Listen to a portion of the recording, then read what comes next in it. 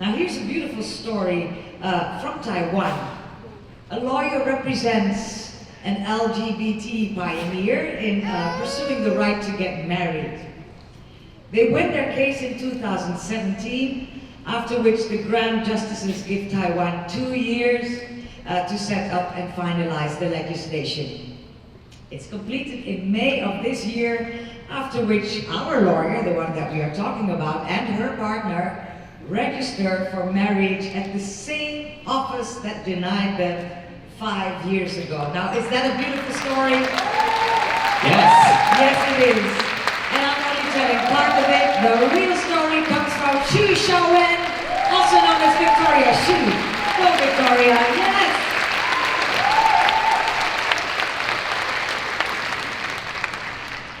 Good afternoon, everyone. I'm Victoria Hsu, and I'm a lawyer, co-founder and executive director of Taiwan Alliance to Promote Civil Partnership Rights, TAPCPR, which is a LGBTI rights group established in 2009 and dedicated to marriage equality and sexual minorities' equal rights. And I'm really honored to be here today to share with you some of my thoughts about housing and placement of LGBTI persons in Taiwan. Well, as you may know, in the past, because same-sex couples could not get married, so they were deprived of many rights related to spousal status and social welfare related to marriage and family as well.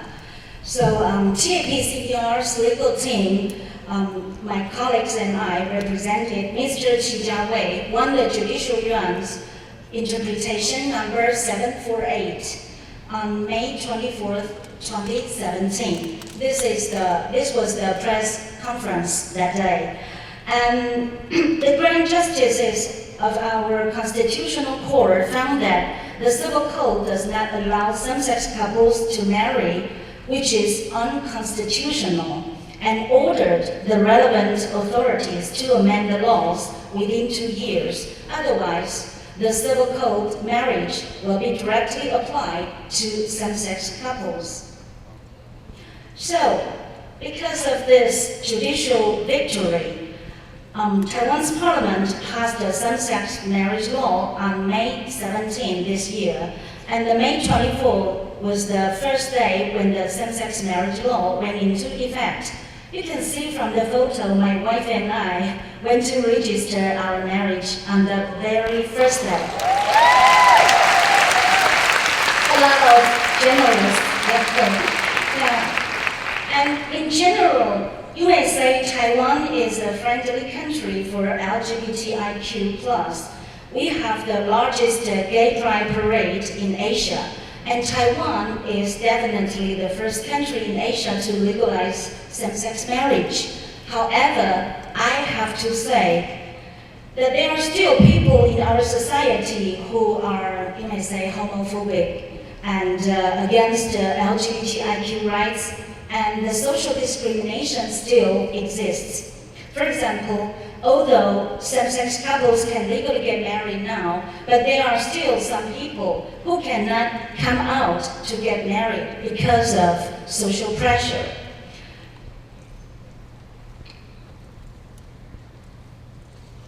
So, in regard of how to, eliminate the discrimination based on sex, gender identity, sexual orientation, and sex characteristics, in recent years, there are some positive reform related to housing policy. For instance, in 2007, the Parliament amended the HIV Infection Control and Patient Rights Protection Act. Its paragraph 1 of Article 4 states clearly that the dignity and the legal rights of the infected shall be protected and respected. There shall be no discrimination, no denial of education, medical care, employment, nursing home, housing, or any other unfair treatment.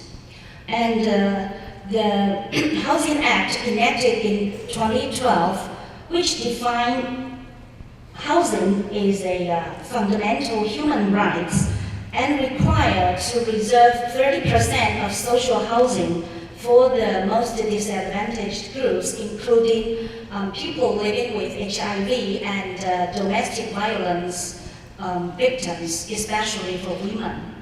So before the passage of the same-sex marriage law, with the initiative of TAPCPR and the efforts of the City Council, Ms. Gao Minling, Kaohsiung, this city, has become the first city in Taiwan to introduce an innovative measure of same-sex partner registration in 2015.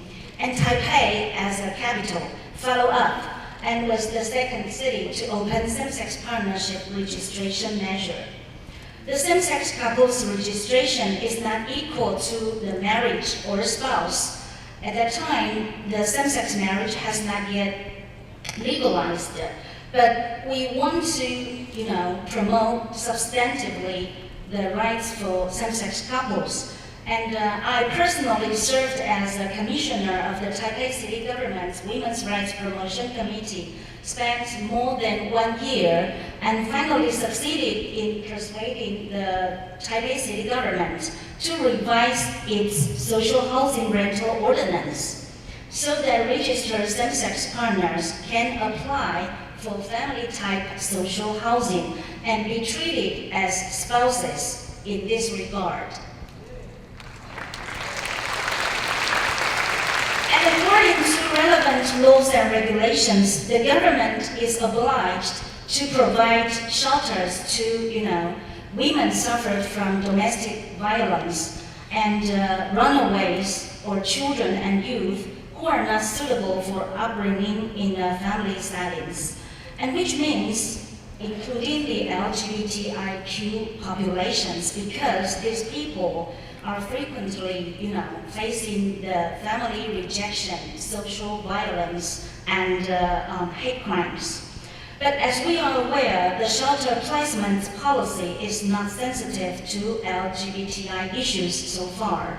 And actually, we don't have official data regarding the LGBTIQ persons' needs or their general situation in related to shelter placements. Take trans as an example. The existing shelters are designed as gender binary. So, for instance, whether trans women should be allowed to reside in female shelter becomes a complicated issue, as shelters in Taiwan are usually separated by male and female. So in order to solve the problem of shelter placements for LGBTIQ persons, scholars have provided two solutions that we can consider. The number one solution, shelters should not review application merely based on biological sex, namely, the limitation of femaleness when applying for shelters should be lowered in order to guarantee the rights of trans women. And in a ruling of the U.S. Department of Housing and Urban Development in 2016, shelters that receive federal funding are required to provide placements and services in accordance with an individual's gender identity. But what if the residents feel uncomfortable to live with the trans women? To deal with concerns of other residents, the National Gay and Lesbian Task Force Policy Institute and National Coalition for the Homeless from the U.S. have published a handbook which provides guidance to relevant shelters. So here are some tips. The shelter can deal with this problem in the same way that it deals with a situation where a resident is reluctant to live near a person with different religion. And also, the shelter should provide trainings to the resident, including what transgender means and what it is like to be transgender, what it feels like to be disrespected, just like homeless. And and which draws parallels to the residents' experiences, as well as how to treat transgender people with respect. About residents' concern over trans women, the staff should ask the resident individually about why she feels unsafe. This conversation usually covers the fact that there are no men in the shelter, and that the shelter welcomes all types of women who are not safe on the street. Also, the staff should tell the concerned residents that the shelter has strict rules about inappropriate behavior like assault, and to enforce the rule all the time to safeguard the safety. And number two, another solution is to establish shelters that are specifically designed for LGBTIQ victims, such as Larkin Street Youth Services in San Francisco, which targets trans youth at age between 18 and 24. However, how to reconcile with the limited resources will need more discussion. And to sum up, I have some very preliminary concluding remarks. I think there are 4 things I think very important and as advice provided to the government especially. First of all, regarding the data collecting, I think we should include info related to sexual orientation and gender identity when the government collects gender data, so that we can better understand, evaluate, and analyze the needs and situation of housing and placements for LGBTIQ. Secondly, we should conduct studies regarding shelter placements for LGBTIQ persons, including the questions how to reconcile with limited resources and how to deal with concerns of diverse residents.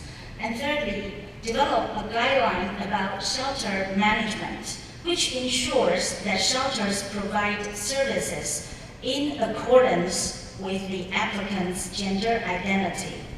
And the last one, I think we should provide appropriate training to the staff of the shelters, as well as the residents of shelters, and incorporate LGBTIQ-friendly index into evaluation of those organizations. And this is my presentation today. If you have any questions, you're welcome to contact us. Thank you.